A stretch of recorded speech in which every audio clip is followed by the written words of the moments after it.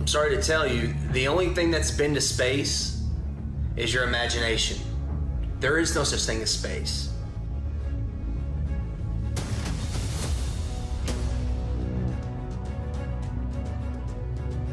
For thousands of years, all ancient civilizations knew the Earth was flat.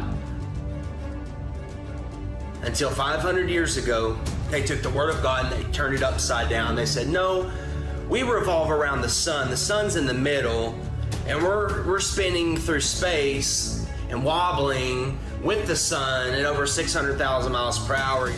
When an organization of pseudoscientists tell me to go completely against what all my senses tell me, that we're stationary and flat, I see it's flat, it's immovable. And I'll go outside, when I send a camera up without GoPro or fisheye lens, when I send a balloon up 100,000 feet and it shows the horizon flat, I can't go against that. When I see skylines 60 to 100 miles away, when spherical geometry says they should be behind the curve, all this stuff isn't adding up.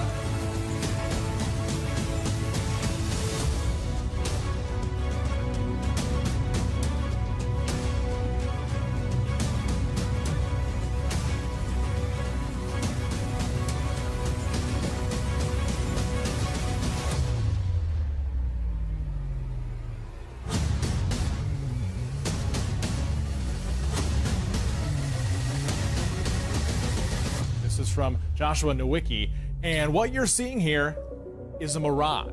We typically would not be able to see this from the Lake Michigan shore. We talked about this last night.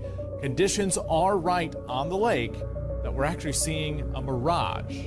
A journey to another planet, a manned mission to Mars. I should tell you that the first mission is scheduled to land on Mars on July the 4th, 1997, Independence Day.